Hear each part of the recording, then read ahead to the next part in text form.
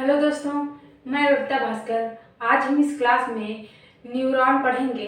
Topic जो पढ़ेंगे वो न्यूरॉन पढ़ेंगे। इसके बाद दोस्तों किस वर्ष में कौन से क्वेश्चन जो है पूछे गए हैं किस सन में, वो क्वेश्चन प्रैक्टिस सेट भी इसमें देखेंगे। तो चलिए शुरू करते हैं आज की वीडियो।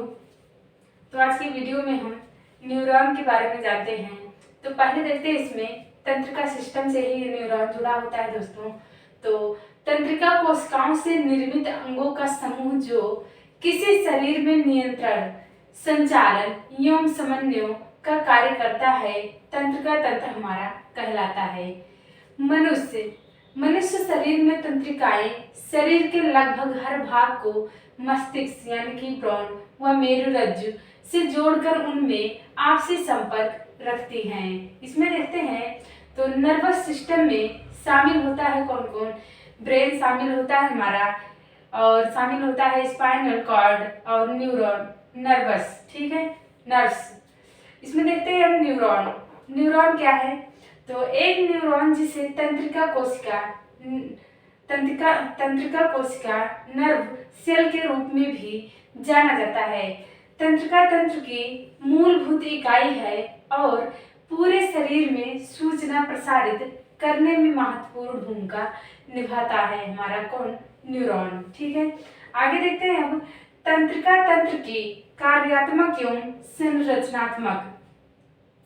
संरचनात्मक इकाई न्यूरॉन अर्थात तंत्रिका कोशिका होती है।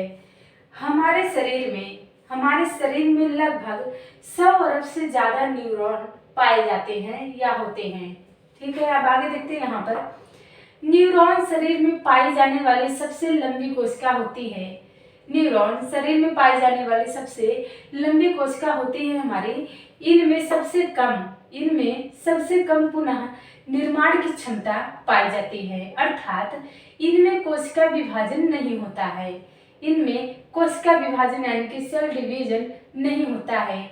अब देखते हैं दोस्तों न्यूरॉन की जो संरचना है, इस संरचना को देखते हैं और कौन सा पार्ट है इसमें कहाँ पर, ठीक है। उसके बाद देखेंगे कि कौन से पार्ट का जो है, इतने पार्ट है, इन पार्टों का क्या कार्य होता है बॉडी में, ठीक है। अब देखते हैं यहाँ पर तो न्यूरॉन, तो यहाँ पर जो ये वाला पार्ट है ये तो न्यूरॉन की हमने संरचना बनाई है। यहाँ पर जो पार्ट है ये हमारा डेंड्राइट है, ठीक है। ये वाला पार्ट है जो, ये सभी पार्ट हमारा डेंड्राइट है, ठीक है। उसके बाद है ये वाला हमारा पार्ट जो है ये है सेल बॉडी है। और ये जो पार्ट है हमारा ये बनाए हैं हमने जो पीला कलर का है दोस्तों, ये इसको कहते हैं एक्सॉन, ठीक है, एक्सॉन कहते हैं इसको। उसके बाद है यहाँ पर ये है हमारा माइलिन शीथ है, ये हमारा माइलिन शीथ है। उसके बाद आते हैं यहाँ पर, हाँ यहाँ पर ये वाला भाग देखते हैं तो नोड ऑफ रनवियर है, ठीक है। नोड ऑफ रनवियर जो इस तरीके से बीच में बना है दोस्तों, कुछ इस तरीके से आपको दिखेगा ये वाला बीच का भाग, ठीक है। आगे देखते हैं यहाँ पर जो गोल जैसे संरचना हमने यहाँ पर कलर किया हुआ रेड कलर से, इसको कहते हैं स्वान सेल, ठीक है, इसको स्वान सेल कहते हैं। उसके बाद यहाँ पर आते हैं तो ये है हमारा एक्सॉन टर्मिनल, ठीक है, ये वाला भाग एक्सॉन टर्मिनल कहलाता है हमारा। अब आते हैं यहाँ पर ये वाला भाग जो है हमारा ये कहलाता है हमारा सोमा, ये सोमा कहलाता है। अब ये वाला भाग जो बीच का है ये है हमारा केंद्र यानी कि न्यूक्लियस, ठीक है, न्यूक्लियस है ये वाला भाग हमारा। और ये जो हमने यहाँ पर जो इस तरीके से बनाए हुए हैं ये है दोस्तों हमारा साइनेप्स, ठीक है, ये हमारा साइनेप्स है। अब इन पार्टों को जो है देखते हैं आगे कि इनका क्या कार्य होता है। आगे देखते हैं दोस्तों अब कोशिका काय यानी कि सेल बॉडी के बारे में देखते हैं। तो कहाँ है हमारी सेल बॉडी, यहाँ पर फिगर में, तो यहाँ पर है ये वाला पार्ट हमारा सेल बॉडी है। देखते हैं इसका क्या कार्य होता है। तो यह न्यूरॉन का मुख्य भाग होता है, यह सेल बॉडी जो है यह न्यूरॉन का मुख्य भाग होता है। और इसमें एक केंद्रक यानी कि न्यूक्लियस तथा कोशिका द्रव्य उपस्थित होता है। इसमें एक न्यूक्लियस, यहाँ पर ये हमारा सेल बॉडी है, यहाँ पर एक न्यूक्लियस होता है और ये कोशिका द्रव्य जो है उपस्थित होता है इसमें। अब देखते हैं डेंड्राइट क्या होता है। तो यहाँ पर है हमारा डेंड्राइट, ये वाला भाग है जो कोशिका से निकले पहले कोशिकाएं से निकले पहले धागे नुमा संरचना डेंड्राइट, ये धागे नुमा संरचना होती है दोस्तों, जिसे डेंड्राइट कहते हैं। डेंड्राइट द्रुमिका कहलाती है। डेंड्राइट को दोस्तों हम द्रुमिका भी कह सकते हैं। यह विभिन्न अंगों से सूचनाओं को प्राप्त करने का कार्य करती है। इसका कार्य जो है, यह विभिन्न अंगों से जो है सूचनाओं को प्राप्त करने का कार्य करता है हमारा कौन, डेंड्राइट। अब आगे देखते हैं एक्सान।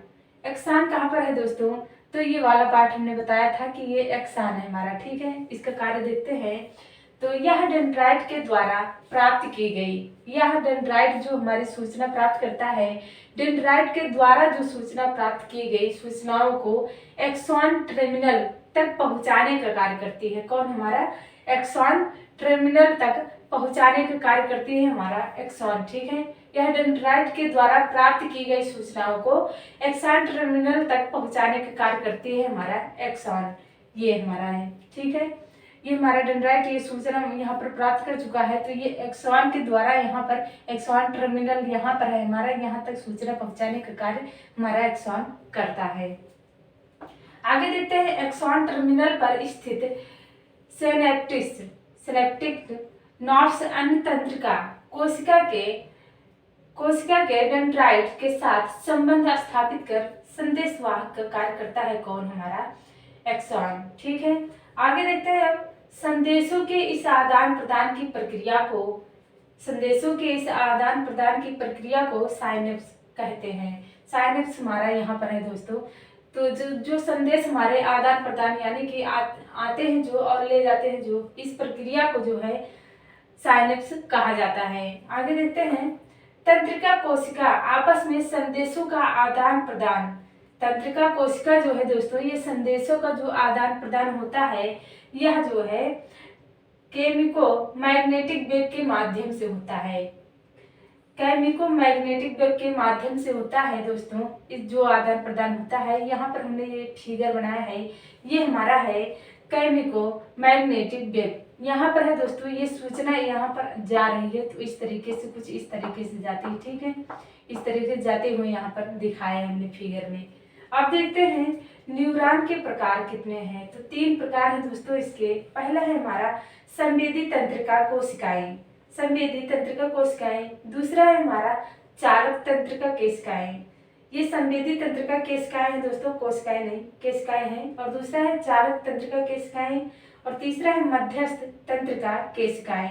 तो ये 3 प्रकार हैं न्यूरॉन के। आगे देखते हैं विषय थ्योरी में, देखते हैं दोस्तों अब संवेदी तंत्रिका कोशिकाएं, ठीक है।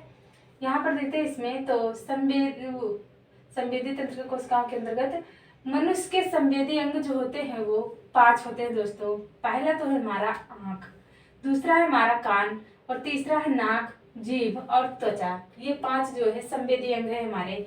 तो आँख जो है, आँखों से हमें देखने का काम होता है, और कान से सुनने का काम होता है, नाक से सूंघने का, और जीभ से स्वाद लेने का काम होता है, और त्वचा से जो है महसूस करने का काम होता है। तो इसमें देखते हैं, ऐसी तंत्रिका कोशिकाएं जो संवेदी अंगों से मस्तिष्क तक सूचनाओं को लेकर जाती हैं। ऐसी तंत्रिका कोशिकाएं जो संवेदी अंगों से, यानी कि संवेदी अंग हमारे 5 यही हैं, इन्हीं से जो है इन्हीं अंगों से मस्तिष्क तक सूचनाओं को लेकर जाती हैं या लेकर आती हैं दोस्तों, जाती नहीं आती हैं, उन्हीं को संवेदी अंग कहा जाता है। जैसे देखते हैं, आँख हो गया, कान हो गया, नाक हो गया, जीभ और हमारी त्वचा हो गई, ठीक है। अब देखते हैं यहाँ पर चालक तंत्रिका कोशिकाएं, ठीक है। इसके अंतर्गत देखते हैं, तो ऐसी तंत्रिका कोशिकाएं जो मस्तिष्क से अंगों तक सूचनाओं को लेकर आती हैं। सूचनाओं को यहाँ पर था दोस्तों कि संवेदी अंगों से मस्तिष्क तक सूचनाओं को लेकर आती हैं, यहाँ पर है ऐसी तंत्रिका कोशिकाएं जो मस्तिष्क से अंगों तक सूचनाओं को लेकर जाती हैं, मस्तिष्क से अंगों तक सूचनाओं को लेकर जाती हैं। यहाँ पर रहेगा दोस्तों, जाती नहीं, यहाँ पर आती नहीं, जाती रहेगा, ठीक है, जाती हैं। तो वो हमारी जो है चालक तंत्रिका कोशिकाएं कहलाती हैं। अब देखते हैं मध्यस्थ तंत्रिका कोशिकाएं। तो यहाँ पर देखते हैं ऐसी तंत्रिका कोशिकाएं जो चालक तथा संवेदी तंत्रिका कोशिकाओं के मध्य चालक और संवेदी चालक तंत्रिका कोशिकाएं दोस्तों और संवेदी तंत्रिका कोशिकाएं जो हैं उनके बीच में संकेतों का आदान प्रदान करती हैं उनके बीच संकेतों का आदान प्रदान करती हैं और इन्हें मिश्रित कोशिका भी कहते हैं क्योंकि ये संवेदी तथा चालक दोनों प्रकार की तंत्रिकाओं का कार्य करती हैं। इन्हें मिश्रित कोशिका इसलिए कहते हैं दोस्तों कि इन्हें मध्यस्थ तंत्रिका कोशिका को इसलिए कहते हैं क्योंकि ये संवेदी तंत्रिका कोशिका और चालक तंत्रिका कोशिका के मध्य दोनों का कार्य करती हैं। दोनों के बीच का माने मतलब अर्थ है इसका कि दोनों प्रकार की तंत्रिकाओं का कार्य करती हैं इन दोनों का, इसलिए इन्हें जो है मिश्रित कोशिका भी कहा जाता है। अब देखते हैं यहाँ पर संवेदी तंत्रिका कोशिकाएं। संवेदी अंगों से मस्तिष्क तक सूचना लेकर जाना। मान लीजिए अगर हमें संवेदी अंग हमारे ये हैं, यहाँ पर आंख कान नाक जीभ और त्वचा है। मान लीजिए कोई हमें एक झापड़ अगर मारा यहाँ पर स्किन पर हमारे यानी कि त्वचा पर कोई अगर हमें एक झापड़ मारा तो डायरेक्ट वो संवेदी तंत्र कोशिकाएं जो हैं संवेदी अंग जो है हमारे मस्तिष्क तक सूचना लेकर जाते हैं। यानी कि अगर एक झापड़ लगा तो हमें वो सूचना तुरंत मस्तिष्क से पहुंची कि हमें जो है स्किन मतलब त्वचा पे हमारे जो है चोट लगी हमें, ये जो है संवेदी तंत्रिका कोशिकाएं लेकर गई। और चालक तंत्रिका कोशिका क्या है कि जब वो मस्तिष्क तक सूचना पहुंची तो वो डायरेक्ट अंगों तक पहुंचाएगी। मस्तिष्क द्वारा जब अंगों तक सूचना पहुंची कि ये जो है हमें चोट लगी तो हमें क्या प्रतिक्रिया जो दिखाएगा चोट लगने के बाद, तो मस्तिष्क द्वारा आदेश दिया जाएगा अंगों को। ठीक है, ये हमारा हुआ चालक तंत्रिका कोशिकाएं। तो आगे देखते हैं दोस्तों, कुछ महत्वपूर्ण प्रश्न देखते हैं इसमें। पहला प्रश्न है हमारा, तंत्रिका तंत्र में निम्न शामिल नहीं है। यह क्वेश्चन दोस्तों ग्रुप डी 2018 में पूछा गया था। ऑप्शन ए है मस्तिष्क, बी है मेरुरज्जु, सी है तंत्रिका और डी है प्लीहा। तो ऑप्शन हमारा कौन सा सही है? तो ऑप्शन हमारा डी सही है, प्लीहा शामिल नहीं है। अगला क्वेश्चन है, मानव की सबसे लंबी कोशिका का नाम बताइए। मानव की सबसे लंबी कोशिका का नाम बताइए दोस्तों। ये क्वेश्चन एमपी पुलिस 2017 में पूछा गया था। ये 2017 में पूछा गया था। ऑप्शन ए है तंत्रिका कोशिका, बी है मांसपेशी कोशिका, सी है बाल कोशिका और डी है हमारा माइक्रोप्लाज्मा। तो कौन सा ऑप्शन सही है दोस्तों? तो ऑप्शन हमारा ए सही है, तंत्रिका कोशिका। अगला क्वेश्चन है, न्यूरॉन मानव शरीर की किस प्रणाली का हिस्सा है? ये क्वेश्चन दोस्तों एसएससी सीपीओ 2017 में पूछा गया था। ऑप्शन ए है संचार प्रणाली, बी है उत्सर्जन प्रणाली, सी है प्रजनन प्रणाली और डी है तंत्रिका तंत्र। तो ऑप्शन हमारा इसमें डी सही है दोस्तों, तंत्रिका तंत्र होगा। अगला क्वेश्चन है, दो न्यूरॉन्स के बीच के अंतराल को डॉट डॉट कहते हैं। ये क्वेश्चन दोस्तों एचएसएससी जेई सिविल 2018 में पूछा गया था। क्वेश्चन ए, ऑप्शन ए है सिनेप्स कहते हैं, बी है डेंड्राइट कहते हैं, सी है एक्सॉन कहते हैं और डी है अक्ष तंतु कहते हैं। तो ऑप्शन हमारा इसमें ए सही है दोस्तों, सिनेप्स कहते हैं। अगला क्वेश्चन है, इनमें कौन सी संरचना न्यूरॉन का हिस्सा नहीं है? ये क्वेश्चन दोस्तों एसएससी सीएचएसएल 2018 में पूछा गया था। ऑप्शन ए है सेल बॉडी, बी है एक्सॉन, सी है डेंड्राइट और डी है हमारा ग्लोमेरुलस। तो ऑप्शन हमारा डी सही है दोस्तों इसमें।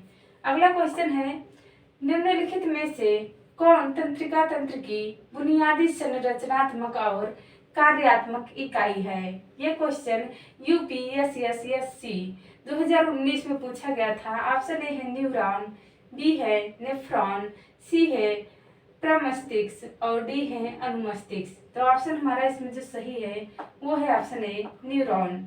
अगला क्वेश्चन है, माइलिन आवरण किससे प्राप्त होता है? ये क्वेश्चन दोस्तों एसएससी एमटीएस 2018 में पूछा गया था। ऑप्शन ए है एक्सॉन, बी है डेंड्राइट, सी है श्वान कोशिकाएं और डी है तंत्रिका कोशिकाएं। तो ऑप्शन हमारा इसमें सी सही है दोस्तों, श्वान कोशिकाएं। तो आगे क्वेश्चन देखते हैं दोस्तों।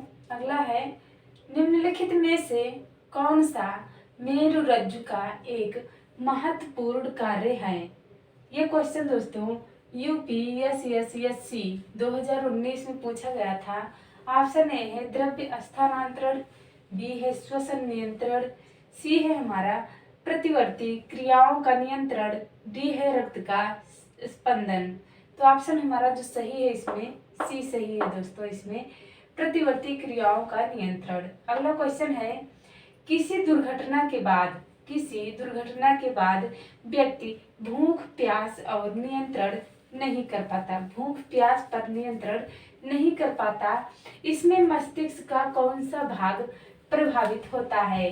ये क्वेश्चन दोस्तों BCSS 2022 में पूछा गया था। ऑप्शन ए है सेरेब्रम, बी है हाइपोथैलेमस, सी है मेडुला और डी है हमारा अनुमस्तिष्क सेरिबैलम जिसको कहते हैं। तो ऑप्शन हमारा जो सही है इसमें ऑप्शन बी हमारा सही है दोस्तों, हाइपोथैलेमस।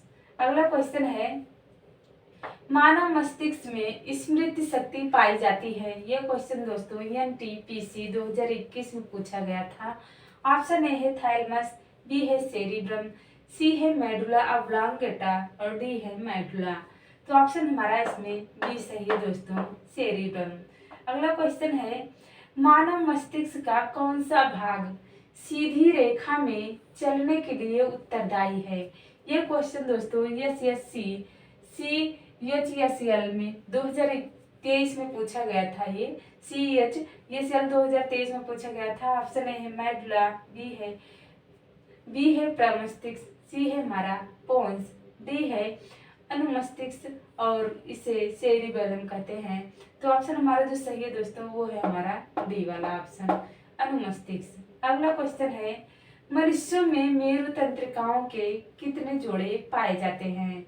ये क्वेश्चन दोस्तों राजस्थान पटवारी 2021 में पूछा गया था। इसमें 10, बी है 31, सी है 37 और डी है 40। तो ऑप्शन हमारा जो सही है इसमें वो है बी, 31 जोड़े पाए जाते हैं। अगला क्वेश्चन है अनुमस्तिष्क यानी कि सेरिबैलम के लिए निम्नलिखित में से कौन सा सही नहीं है? ये क्वेश्चन दोस्तों ग्रुप डी 2022 में पूछा गया था। ऑप्शन ए है यह मस्तिष्क के पीछे के क्षेत्र में स्थित है, बी है यह पश्चिम मस्तिष्क का एक हिस्सा है, सी है यह गति वाणी दृष्टि गंध स्वाद बुद्धि आदि को नियंत्रित करता है और डी है हमारा यह शरीर के संतुलन को बनाए रखता है। तो ऑप्शन हमारा जो सही है दोस्तों वो है सी, यह गति वाणी दृष्टि गंध स्वाद बुद्धि आदि को नियंत्रित करता है। अगला क्वेश्चन है केंद्रीय तंत्रिका तंत्र में निम्न शामिल है। यह क्वेश्चन दोस्तों SSC MTS 2019 में पूछा गया था।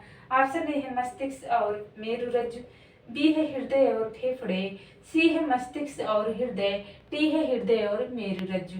तो ऑप्शन हमारा जो सही है दोस्तों इसमें ऑप्शन ए सही है, मस्तिष्क और मेरुरज्जु। अगला क्वेश्चन है मानव मस्तिष्क का ग्राम में भार कितना होता है? ये क्वेश्चन दोस्तों ग्रुप डी 2018 में पूछा गया था। तो 1200 से 1400 ग्राम। तो दोस्तों आज की वीडियो हमारी यहीं पर समाप्त हुई। आप लोगों का बहुत बहुत धन्यवाद।